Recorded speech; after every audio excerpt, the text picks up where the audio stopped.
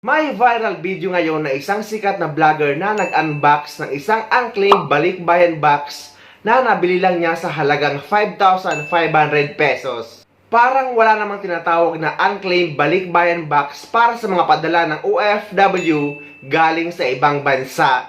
Undelivered balikbayan box meron pa.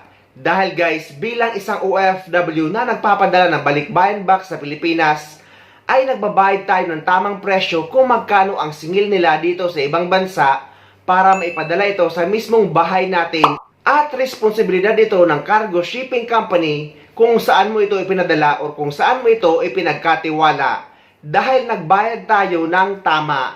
Actually, hindi naman kasalanan ng content creator or ng sikat na vlogger na ito ang ginawa niyang content dahil nga siya ang nababash ngayon or nasisisi. Siya pa nga ang naging way para mabulgar na may ganito palang nangyayari sa mga balikbayan box na pinapadala nating mga OFW galing dito sa ibang bansa. At naipakita nga din yung pangalan ng shipping company na naipakita sa video na nakalagay sa box. At sinearch ko ito guys at nakita ko na active pa sila ngayon nag-ooperate. Kayo na lang guys ang mag-research dahil hindi ko na lang sila papangalanan. Pero honestly guys, habang pinapanood ko ito ay nakakadurog ng puso. Napakasakit guys sa damdamin na mapanood mo yung balikbayan box na ina-unbox ng iba at ginagawa pa ang katatawanan. Lalo na't galing ito sa household workers na napakaliit lang ng sahod. At bago mapuno ang ganong balikbayan box ay ilang buwan ang bibilangin dahil hindi nga ganun kalakihan ang sweldo ng mga household workers dito sa ibang bansa. At ang pagbabayad pa guys sa shipping fee ay hindi din biro at pinag-iipunan ito ng ilang buwan at minsan ay umaabot pa ng isang taon bago maipadala sa Pilipinas. Nasabi ko guys na galing ito sa household workers dahil meron itong laman na lutuan ng gawa or yung Arabic coffee. At meron ding siniya na ginagamit sa pag-serve ng mga pagkain ng pamilyang Arabo dito sa ibang bansa. Panoorin nyo itong ilang parte ng video niya. Ayan! Ano to? Pantimpla ng kape? Ano yan? Ano ito?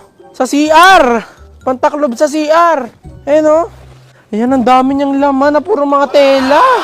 Ano pa to? Ayan, baka tawas na naman to ha.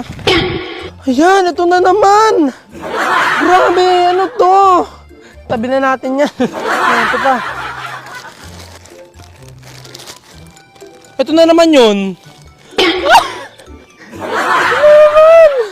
Ayan, medyo may basag siya na konti. Ayan, so ang daming damit. Ayan, duster. Ayan, plato. Ayan, di ko alam kung ang tawag dito.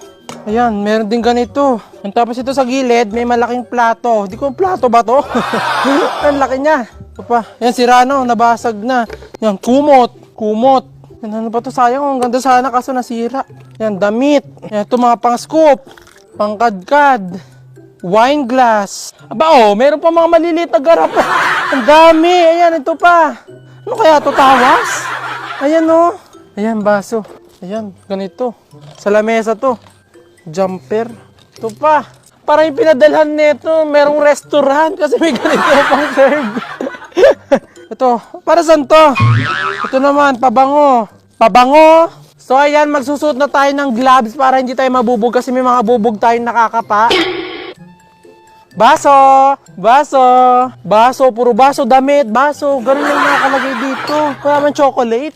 Ayan, ito. Ano to? Baka to na naman yun, ha? Ano kaya to? Ah! Ganun na naman! Ano na kaya ito? Ba't ganun na naman? Para saan yun? Ayan, ito pa.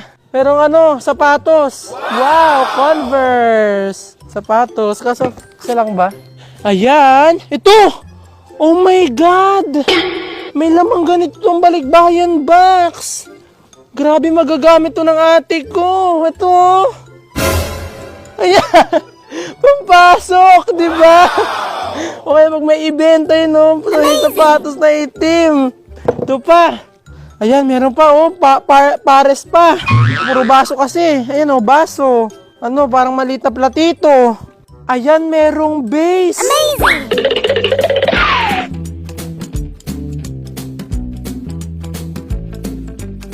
So, napapansin ko dito sa ina-unbox nga natin na balikbayan box na to. Kanina pa ako naghahalongkat dito at nagtataka ako, bakit walang laman na tsokolate? Ayan, kung makikita nyo dito sa loob, ayan, puro damit yung loob, nasa loob, pati puro ano nga yun, puro mga baso, ganun. Di ba kapag mga balikbayan box, may mga tsokolate, kasi ilang beses na ako nakararas ng balikbayan box. Pati may mga kaibigan ako na pinapadala ng balikbayan box, talagang hindi nawawala ang tsokolate. Bakit dito walang tsokolate kahit isang piraso? Ba't kaya walang tsokolate, no? Pero tingnan pa natin yung nasa loob.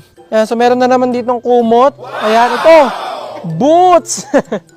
Aba, parang boots to ni ano ah. Ito pa yung partner niya. Ayan, wow, may partner. Baka siya sa akin yan. Ayan, so puro shorts. Wow, bag! Oh, bag. Mine nyo lang po ito, ma'am, sir. Mine nyo lang, bag. Ayan, mine 25.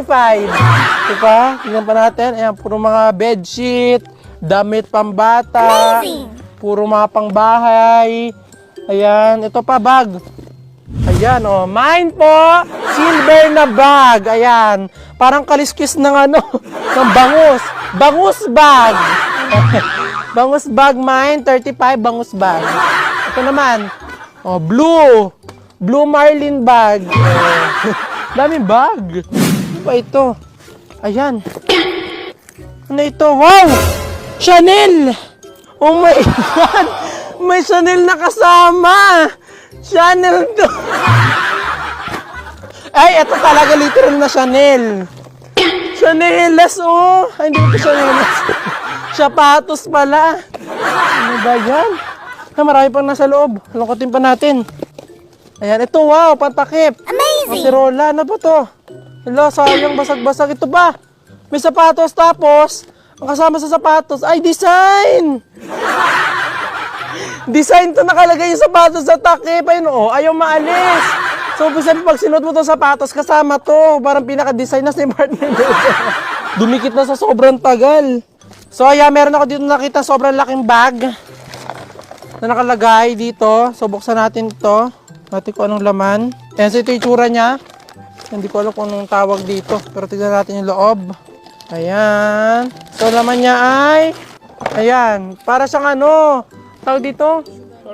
Orokan, mga shoe rack, ganun.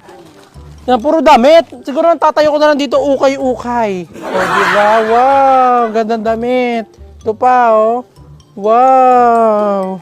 Ay, so, kasalukuyan, ito na yung mga nakukuha natin. Yan, yung mga nasa gilid na yan. Ganyan karami, pati pa dito, sa lamesa na to. Yan, punong-puno na talaga. Sobrang daming laman ng balikbayan box na to. At marami pa sa loob. So, tignan pa natin. So, tara.